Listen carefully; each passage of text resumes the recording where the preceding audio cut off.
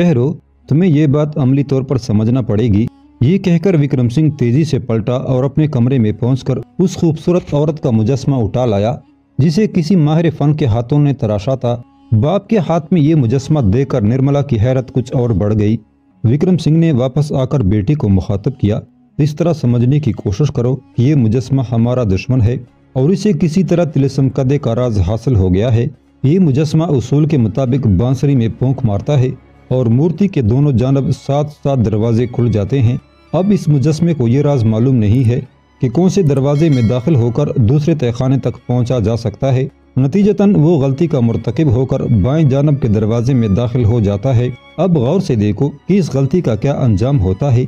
ये कहकर विक्रम सिंह आगे बढ़ा और उसने औरत के दिलकश मुजस्मे को खुले हुए दरवाजे में रख दिया। जैसे ही मुजस्मा दरवाजे के फर्श से टकराया, दाएं और बाएं जानब के तमाम दरवाजे बंद हो गए। सिर्फ वो दरवाजा खुला रह गया जिसमें विक्रम सिंह ने मुजस्मा रखा था। फिर देखते ही देखते दरवाजे का फर्श तेजी से नीचे की तरफ गिरने लगा। निर्मला, मेरे करीब आओ और इस मुजस्मे का हशर देखो। निर्मला तेजी से बाप के करीब आई और उस खला में झांकने लगी जो मुजस्मे के रखते ही अचानक पैदा हो गया था। निर्मला ने देखा वो मुजस्मा बहुत तेजी से नीचे जा रहा था। फिर निर्मला की आंखों के सामने एक अजीब सा मंजर उभर आया। मुजस्मा संगे मरमर का था, इसलिए गहरी तारीकी के बावजूद नजर आ रहा था। उसे देखकर ऐसा महसूस होता था जैसे कोई शख्स ऊपर से नीचे जाने वाले तारीक गार में सफर कर रहा हो या कोई चीज बुलंदी से पस्ती की तरफ गिर रही हो। यकायक निर्मला ने देखा कि मुजस्मा किसी चीज से टकराया और इस तसादम के नतीजे में हल्की सी रोशनी पैदा हुई। फिर दूसरे ही लम्हे तारीकी छा गई और दरवाजा दोबारा बंद हो गया। वो मुजस्मा कहाँ गया? निर्मला कुमारी की जुबान से अल्फाज टूट टूट कर अदा हो रहे थे। इस गलती का कोई अजाला मुमकिन नहीं। विक्रम सिंह ने गहरे राजों से पर्दा हटाते हुए कहा, ये मुजस्मा 7 तहखानों से गुजरता हुआ उस सुरंग तक चला गया है जो दुश्मनों के लिए मौत की सुरंग है। तुमने मुजस्मे की गिरते वक्त कुछ रोशनी से देखी थी, दरअसल वो पानी की चींटे थी जो किसी वजनी चीज के गिरने से बुलंद हुई थी। बाएं जानब के दरवाजों का अंजाम मौत की सुरंग पर होता है। ये पानी का एक तेज रफ्तार चश्मा है जिस पर सुरंग तामीर की गई है। जो शख्स भी ऊपर से गिरकर पानी के चश्मे तक पहुंचेगा, तेज लहरें उसे तवील और तारीक सुरंग में खींच कर ले जाएंगी।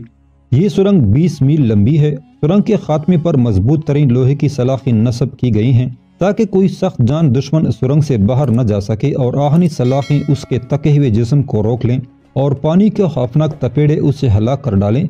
फिर वो मुर्दा जिस्म छोटे छोटे टुकड़ों में तब्दील होकर दरिया गंभीरी में पहुंच जाए। विक्रम सिंह ने मोहब्बत से बेटी के कांधे पर हाथ रख दिया। ये दुश्मनों की सजा है, गद्दारी और खयानत का अंजाम है। अगर तिलिस्म कदे का मेमार इस तहखाने को इस पेचीदा अंदाज में तामीर नहीं करता तो फिर किसी वक्त भी हमारे खिलाफ कोई हंगामा खड़ा हो सकता था और दुश्मन तुम्हारे इस खानदानी राज को चुराकर गलत फैदी भी हासिल कर सकते थे। निर्मला कुमारी ने आहिस्ता आहिस्ता अपने आसाब पर काबू पा लिया और जब वो पुरसकून नजर आने लगी तो विक्रम सिंह ने कहा, अब तुम दोबारा तिलिस्म कदे के पहले मरहले को सर करने की कोशिश करो। निर्मला खामोशी से आगे बढ़ी और उसने बांसुरी पर तेज फूंक मारी। एक बार फिर फिजाओं में मधुर तान गूंजी और मूर्ति के दोनों जानब 7-7 दरवाजे खुल गए। मिसाल के तौर पर कोई शख्स चोरी की नियत से यहाँ दाखिल हो और इस कीमती मूर्ति को चुरा ले जाए, इस तरह तिलिस्म कदे का पहला मरहला तबाह हो जाएगा। निर्मला ने अचानक इस बहस को एक नई सिमत में मोड़ दिया था। विक्रम सिंह मुस्कुराने लगा, तुम्हारे जहन में इस अंदेशे का पैदा होना एक फितरी अमल है, मगर तिलिस्म कदे के बनाने वाले हमसे ज्यादा होशियार थे। उन लोगों ने सदियों पहले इंसान की इस कमजोरी को समझ लिया था, इसलिए हिफाजती तौर पर मूर्ति को इस कदर मजबूती के साथ नस्ब किया गया है कि कई जोर आवर इंसान मिलकर भी इसी दीवार से अलहदा नहीं कर सकते। मजबूरन उन्हें किसी आहनी आले का सहारा लेना पड़ेगा और फिर जैसे ही लोहा मूर्ति से टकराएगा उस आहन बदस चोर के जिस्म में आग लग जाएगी। अंजाम कार उसके दूसरे साथी भी अपनी गलती को दोहराने की कोशिश नहीं करेंगे। वैसे ये एक इंतहाई मुश्किल काम होगा कि कोई शख्स अपने भगवान को चुराने की कोशिश करे। निर्मला एक बार फिर शदीद हैरत के आलम में अपने आप को देखे चली जा रही थी। विक्रम सिंह ने बेटी की हैरत को दूर करने के लिए कहा, अगरचे तुम्हारा सवाल भी इस जरूरी गुफ्तगू का एक हिस्सा था, लेकिन फिल वक्त हम अपने असल मौजू से हट गए हैं। अब हमें ये मसला दरपेश है कि अगर तिलिस्म कदे में दाखिल होते वक्त हमसे ये गलती सरजद हो जाए कि हम पहले दरवाजे के बजाय दूसरे, तीसरे या 7वें दरवाजे में दाखिल हो जाएं, तो फिर इस गलती की इस्लाह किस तरह होगी? اس کا ایک ہی جواب ہے کہ ہم غلط دروازے سے نکل کر دوبارہ مورتی کے سامنے کھڑے ہو جائیں۔ نرملا باپ کا اشارہ سمجھتے ہوئے آگے بڑھی اور مورتی کے عین مقابل کھڑی ہو گئی۔ اب تم اس بانسری کو اس طرح چھوؤ کہ ایک ہاتھ پہلے سرے پر ہو اور دوسرا ہاتھ آخری سرے پر۔ اگر غلطی سے تم نے ایک ہاتھ استعمال کیا تو مطلوبہ نتائج حاصل نہیں ہو سکیں گی۔ مہا منتری وکرم سنگھ نے بیٹی کو ہدایت کی، لیکن یاد رہے کہ تمہارے ہاتھ کرشن بھگوان کے ہاتھوں سے مس نہ ہونے پائے۔ نرملا نے وکرم سنگھ کی ہدایت کے مطابق بیک وقت دونوں ہاتھوں سے بانسری کو چھو لیا۔ پھر دیکھتے ہی دیکھتے تمام دروازے بند ہو گئے اور پوری دیوار ہموار نظر آنے لگی۔ اس طرح ہم نے اپنی غلطی کا ازالہ کر دیا، وکرم سنگھ نے مسرور لہجے میں کہا۔ اب ہم دوبارہ اسی انداز میں اپنے سفر کا آغاز کریں گے۔ نرملا نے دوسری مرتبہ بانسری میں پھونک ماری۔ راہداری میں ایک ترنم ریز گونج پیدا ہوئی اور پھر گونج کے ختم ہوتے ہی پہلے کی طرح مورتی کے دونوں جانب 7 دروازے کھل گئے۔ نرملا نے سوالیہ نظروں سے باپ کی طرف دیکھا، جیسے وہ پوچھ رہی ہو کہ ہمارا اگلا قدم کیا ہوگا۔ اب ہم پہلے دروازے میں قدم رکھیں گے، یہ کہہ کر وکرم سنگھ نے نرملا کو آگے بڑھایا۔ نرملا کچھ سہمی ہوئی سی دروازے میں داخل ہوئی اور اس کے ساتھ وکرم سنگھ بھی اندر چلا گیا۔ یکایک نرملا نے چونک کر باپ کی جانب دیکھا۔ دروازے میں داخل ہوتے ہی گھنٹیاں بجنے لگی تھی۔ ان گھنٹیوں کی آواز مندر کی گھنٹیوں سے مشابہ تھی، جیسے کوئی پجاری بھگوان کو پوجا کے لیے بلا رہا ہو۔ یہ گھنٹیاں اس بات کی دلیل ہیں کہ ہم صحیح دروازے میں داخل ہوئے ہیں، وکرم سنگھ نے نرملا کی حیرت کو دور کرتے ہوئے کہا۔ بانسری کی تان کی طرح یہ گھنٹیاں بھی کچھ دیر تک بجتی رہیں گی۔ ان آوازوں کے بند ہونے کا انتظار کرو اور دیکھو کہ طلسم کدے کا کون سا در کھلتا ہے۔ نرملا اپنی سانسیں روکے ان سحرکار گھنٹیوں کی آواز سنتی رہی، یہاں تک کہ وہ آوازیں آہستہ آہستہ ڈوبنے لگی۔ پھر گہرا سکوت چھا گیا۔ یہ سکوت لمحاتی تھا۔ نرملا نے اپنی آنکھوں کے سامنے دروازہ بند ہوتے دیکھا۔ دیوار کا شگاف ختم ہو گیا تھا اور نرملا کو یوں محسوس ہو رہا تھا جیسے وہ کسی تاریک زندان میں قید کر دی گئی ہو۔ وہ اس وحشتناک اندھیرے سے گھبرا کر کوئی نیا سوال کرنے ہی والی تھی کہ وکرم سنگھ کی آواز ابھری، نرملا پیچھے مڑ کر دیکھو۔ پھر جیسے ہی نرملا نے گھوم کر دیکھا، عقب کی دیوار میں بھی ایک شگاف پیدا ہو گیا تھا۔ باہر چلو، وکرم سنگھ نے کہا۔ ہم طلسم کدے کے پہلے مرحلے سے گزر آئے۔ نرملا دروازے سے باہر آئی تو اسی انداز کی راہداری اس کی آنکھوں کے سامنے موجود تھی۔ قدم قدم پر فانوس جل رہے تھے اور قندیلیں روشن تھی۔ عام دنوں میں رات کے وقت اندھیرا رہتا ہے، مگر افریدی کی وجہ سے روشنی کے انتظامات کیے گئے ہیں۔ دن میں تمہیں یہ جگہ بھی محل کے رہائشی حصے کی طرح روشن نظر آئے گی۔ اس تہ خانے کے نقشے اور تمہاری رہائش گاہ کے نقشے میں سرمو بھی کوئی فرق نہیں ہے۔ اسے تم اپنا دوسرا محل کہہ سکتی ہو۔ یہاں تمہاری آسائش کے لیے ہر شے مہیا کی گئی ہے۔ آفریدی کی حفاظت کے لیے تہ خانے میں میرے وفادار اور جنگجو سپاہیوں کا ایک دستہ بھی موجود ہے۔ وکرم سنگھ نے مزید وضاحت کرتے ہوئے کہا، کیا آپ کے سپاہیوں کو بھی اس حقیقت کا علم ہے کہ وہ مہامنتری کے مخصوص طلسم کدے کے اندر پہرا دے رہے ہیں؟ نرملا کماری نے اپنے باپ سے ایک اور سوال کیا۔ نہیں، ان میں سے کوئی بھی نہیں جانتا کہ وکرم سنگھ کے محل میں ایک طلسم کدہ موجود ہے، وکرم سنگھ نے نرملا کو مطمئن کرتے ہوئے کہا۔ پھر یہ لوگ یہاں کس طرح پہنچے ہیں؟ نرملا وکرم سنگھ کے جواب سے مطمئن نہیں ہوئی تھی۔ دراصل ہمارا محل 2 حصوں میں تقسیم کیا گیا ہے۔ یہ فولادی دیوار طلسم کدے کو محل سے بالکل علیحدہ کر دیتی ہے۔ وکرم سنگھ نے سامنے کی دیوار کی جانب اشارہ کیا۔ اس وقت افریدی، راج وید اور محافظ سپاہی دیوار کے دوسری طرف موجود ہیں۔ میں نے مصلحتاً افریدی کو محل کے اسی حصے میں رکھا ہے جس سے ہمارے دربان، ملازم، فوجی دستے اور راجہ رتن سنگھ اور رانی پدمنی واقف ہیں۔ اس حصے کے تمام دروازے عقب میں کھلتے ہیں۔ اگر کوئی شخص اس حصے میں پہنچنا چاہے تو اسے زیادہ دشواری نہیں ہوگی۔ پھر افریدی کس طرح محفوظ رہے گا؟ نرملا کماری نے ایک اور سوال کیا۔ ہم اسے آج رات کے پچھلے پہر طلسم کدے کے 7ویں تہ خانے میں منتقل کر دیں گے۔ مجھے صرف مائی بان متی کے جواب کا انتظار ہے۔ راستہ پرپیچ اور طویل ہونے کے سبب چندر سنگھ کی واپسی شب کے آخری حصے میں ممکن ہو سکے گی۔ اس وقت تک آفریدی عام تہ خانے میں رہے گا۔ نرملا خاموش ہو گئی۔ اس کے ذہن میں طلسم کدے کے متعلق جو سوالات ابھر رہے تھے ان کا سلسلہ عارضی طور پر ختم ہو گیا تھا۔ بیٹی کو خاموش پا کر وکرم سنگھ نے کہا، اب ہم طلسم کدے کا دوسرا مرحلہ طے کریں گے۔ نرملا نے سوالیہ نظروں سے مہامنتری کی طرف دیکھا۔ یہاں پہنچ کر ہم دائیں جانب کچھ دور چلیں گے۔ یہ کہتے ہی وکرم سنگھ نے راہداری میں دائیں جانب چلنا شروع کر دیا۔ باپ کی تقلید میں نرملا بھی آگے بڑھی۔ چند قدم چلنے کے بعد وکرم سنگھ ٹھہر گیا۔ نرملا نے چونک کر دیکھا۔ سامنے کی دیوار میں اسی شکل کی 2 مورتیاں نصب تھی اور دونوں کے ہاتھوں میں نقرئی بانسریاں صاف نظر آ رہی تھی۔ یہ 2 مورتیاں کیسی ہیں پتا جی؟ निर्मला ने बहुत देर बाद एक नया सवाल किया। ये मूर्तियां भी इसी तिलस्म कदे का एक हिस्सा हैं? विक्रम सिंह ने इस पुरअसरार तहखाने में पड़ा हुआ एक और पर्दा उठा दिया। 2 मूर्तियां इसलिए हैं कि तुम धोखा न खा सको, और आसानी के साथ समझ लो कि ये तिलस्म खाने का दूसरा मरहला है। जब तुम्हें 2 मूर्तियां नजर आएं तो फिर लाजिम है कि तुम किसी एक बांसुरी में 2 फूंक मारोगी, फिर वही मसखूर कुन आवाज फिजा में गूंजेगी, और आवाज के डूबते ही पहले मरहले की तरह मूर्ति के दोनों जानब 7 दरवाजे खुल जाएंगे। निर्मला ने इस मामले को समझ लिया था और वो बड़े एतमाद के साथ दरवाजे में दाखिल हो गई। विक्रम सिंह भी एक रहनुमा की तरह उसके साथ साथ था। कुछ देर बाद वो दोनों तीसरे तहखाने की राहदारी में पहुंचे। इस बार वहां 3 हमशक्ल मूर्तियां मौजूद थीं और तीनों के हाथों में अलग-अलग चांदी की बांसुरियां नजर आ रही थी। किसी माहिर नक्काश ने उन खूबसूरत मूर्तियों को इस तरह तराशा था कि कोई शख्स भी उन्हें एक दूसरे से मुख्तलिफ साबित नहीं कर सकता था। वो हम शक्ल भी थी और हम रंग भी। यहाँ हमें 3 बार पोंकों का इस्तेमाल करना पड़ेगा। निर्मला ने मूर्तियों पर नजर पड़ते ही कहा। यकीनन, विक्रम सिंह जेर लब मुस्कुराया। 3 मूर्तियों की मौजूदगी साबित कर रही है कि हम तीसरे तहखाने में दाखिल होने वाले हैं। गर्ज इस तरह विक्रम सिंह निर्मला को लेकर 7वें तहखाने में दाखिल हो गया। फिर जब अकब की दीवार खुली तो वहाँ कोई राहदारी नजर नहीं आई। चारों तरफ दरख्त ही दरख्त नजर आ रहे थे और सामने महल की बुलंद तरीन दीवार थी जिसकी ऊंचाई 50 गज के करीब होगी। क्या हमारा तिलिस्म कदे का सफर खत्म हो गया? यहाँ पहुंचकर निर्मला ने सवाल किया। हाँ, हम 7 तहखाने अबूर कर चुके, विक्रम सिंह ने वजाहत की। इन तमाम मरहलों से गुजरने के बाद हमारे सामने 2 रास्ते बाकी रह जाते हैं। एक रास्ता दरख्तों से ढकी हुई वो सुरंग है जो तुम्हें बहिफाजत चित्तौड़ की सरहदों से निकालकर अजमेर जाने वाली राह पर डाल देगी, और दूसरा रास्ता महल में दाखिल होने का है। आफरीदी इस आहनी दीवार के पीछे एक कमरे में मौजूद है।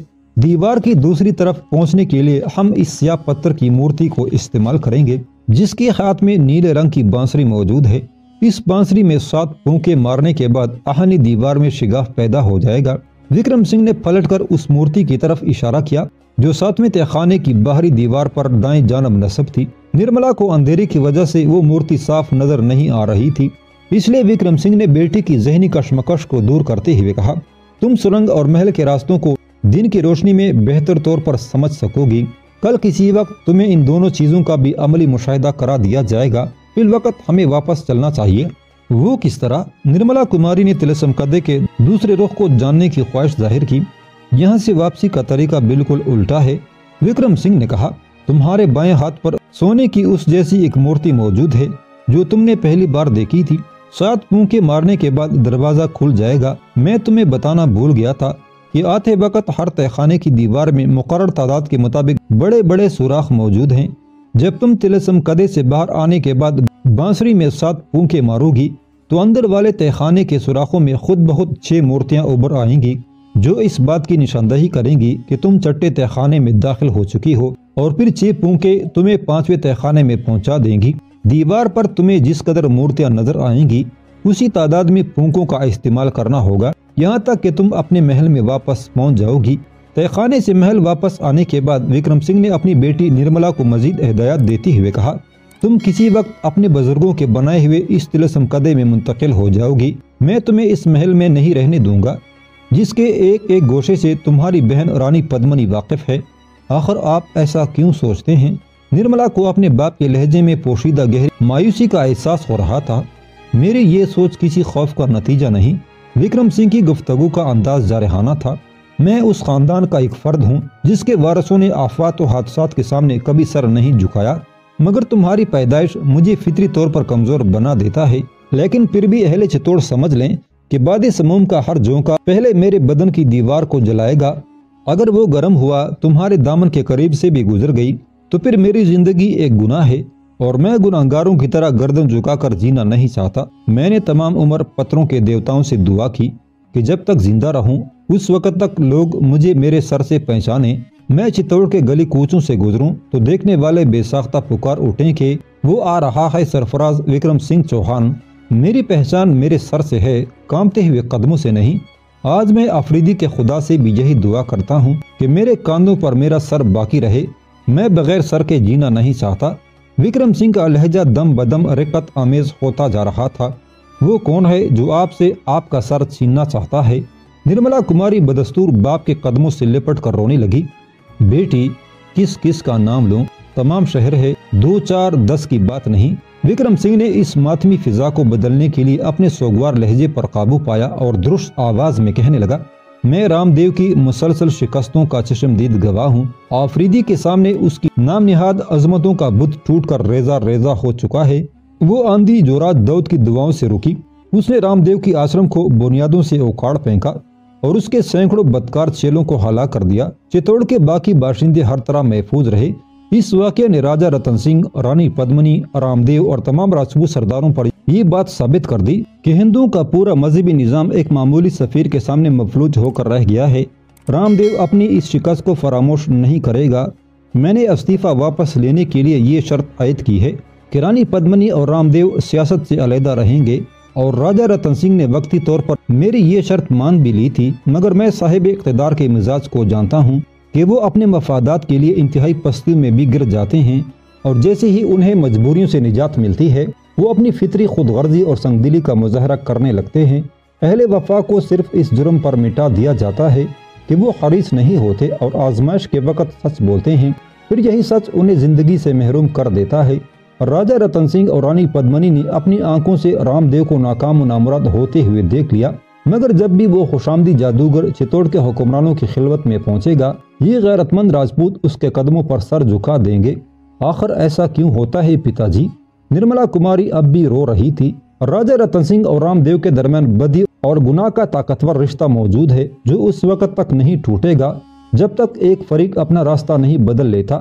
رام دیو عیار ہے، اس لیے راجہ رتن سنگھ کے ظلم و تشدد کو بھی دیوتاؤں کا آشیرواد کہتا ہے، چتوڑ کے عوام کے ساتھ ہونے والی نا انصافیوں کی تعریف کرتا ہے، اور پھر یہی ذلت آمیز خوشامد راجہ رتن سنگھ کے عشرت قدے میں اسے گہری نیند سلا دیتی ہے۔ اس نے اپنے آشرم کی بنیاد ڈال کر اہل چتوڑ کو مندروں سے دور کر دیا۔ جو کام شیو، گنیش اور شنکر کرتے تھے وہ کام رام دیو کرنے لگا۔ سادہ لوگ اور جاہل عوام اس کی شعبدہ بازیاں دے کر آشرم کی سیڑھیوں پر سجدہ کرنے لگے۔ معصوم لڑکیاں مذہبی تعلیم سیکھنے کے شوق میں رام دیو کے آشرم میں پہنچنے لگی۔ وہ تمام دوشیزائیں جو ایک بار آشرم میں داخل ہو گئیں، پھر وہ کبھی سلامتی کے ساتھ اپنے گھر نہیں پہنچی۔ آشرم اور راجہ رتن سنگھ کی عشرت قدے کے درمیان ایک خفیہ سرنگ موجود ہے۔ یہ ناشگفتہ کلیاں اسی سرنگ کے ذریعے راجہ رتن سنگھ کی خلوت خاص میں لے جائی جاتی ہیں، اور پھر ظلم و حوث کی گرم ہوائیں ان کلیوں کو جلسا کر رکھ دیتی ہیں۔ رام دیو قوم کی بیٹیوں کا تاجر ہے اور اس تجارت نے اسے مہاتما بنا دیا ہے۔ رانی پدمنی راجپوت سمراٹ کے اس گنونے فعل پر کوئی اعتراض نہیں کرتی۔ نرملا نے کامتی ہوئی آواز میں کہا، اس کے لیے اس کا شوق آرائش ہی کافی ہے۔ وکرم سنگھ کا لہجہ انتہائی تلخ تھا، اس کا غرور حسن برقرار رہے۔ اگر چتوڑ کی ایک دوشیزہ کا دامن بھی چاک ہو جائے تو پدمنی کے خواب ناز میں کوئی خلل واقع نہیں ہوگا۔ وہ اسی طرح سوتی رہے گی کہ راجہ رتن سنگھ اس کا غلام ہے۔ مگر ان راجپوت سرداروں کو کیا ہو گیا ہے؟ اب نرملا کی آواز بھی شعلہ ریز ہو گئی تھی۔ رانی پدمنی کی توہین پر سلطان علاؤالدین خلجی کو قتل کرنے کی قسم کھانے والوں کو اپنی قوم کی دریدہ لباس اور بے آنچل بیٹیاں نظر نہیں آئیں؟ نہیں، کسی کو کچھ نظر نہیں آئے گا۔ یہ سب کے سب رام دیو کے کاروبار ہوس میں برابر کے حصے دار ہیں۔ چتوڑ کے ناموس کی شراب قطرہ قطرہ ہر اس شخص کے ہونٹوں تک پہنچتی ہے جو اقتدار میں شریک ہے۔ غصے کی آگ سے وکرم سنگھ کا چہرہ بھی جل رہا تھا اور ہونٹ بھی۔ مائی بھانمتی نے انصاف مانگا تھا تو طوائف زادی کہلائی۔ آنند پال نے ہونٹوں کو جنبش دی تو ان کی زبان کاٹ دی گئی۔ اب میں بولا ہوں تو میری سزا بھی سنیاسی کے انجام سے مختلف نہیں ہوگی۔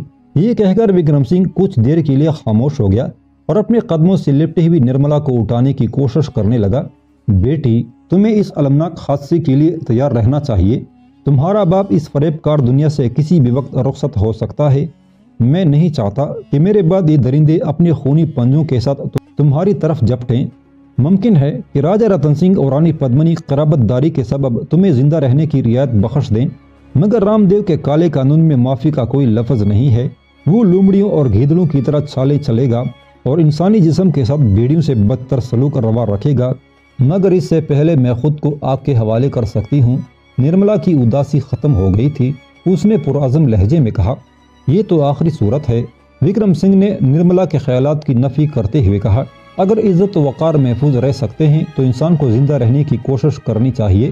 میں تمہیں ایک پرسکون اور آبرومندانہ زندگی دے کر اس بے وفا دنیا سے منہ موڑنا چاہتا ہوں، اور تمہیں وہ زندگی اس طلسم قدے کے اندر ملے گی۔ وہاں زندگی کا ایک سچا سفیر موت زیست کی کشمکش میں مبتلا ہے۔ مجھے یقین ہے کہ اس کے سر سے موت ٹل جائے گی۔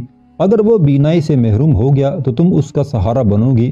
آفریدی میرے دور اقتدار میں اندھا ہوا ہے، اس لیے اس کا علاج بھی مجھ پر فرض ہے۔ جب تک مجھے سانسوں کا سرمایہ حاصل ہے اس وقت تک میں خود اس کی نگہداشت کرتا رہوں گا، اور جب فرشتہ اجل میری سانسیں غصب کر لے گا تو پھر اس فرض کو اس شخص کی بیٹی تکمیل تک پہنچائے گی جو تمام عمر اپنے خیالات و نظریات کی آگ میں جلتا رہا۔ یہ بھی تو ممکن ہے کہ آپ دشمنوں پر غالب آ جائیں۔ یکایک نرملا نے پر امید لہجے میں کہا، ایک جسم ناتواں اور لاکھوں پتھر۔ تمہیں اندازہ ہے نرملا کہ کتنے زخم اس شخص کا مقدر بنیں گی؟ نہیں میری بیٹی، خدا تمہیں وہ منظر کبھی نہ دکھائے۔ میں بہت دن جی لیا، اپنے باقی دن تمہارے نام اور آنے والوں کے نام لکھ رہا ہوں جو سچ کی امانت کا بار گراں اٹھائے ہوئے چتوڑ کی طرف آئیں گے۔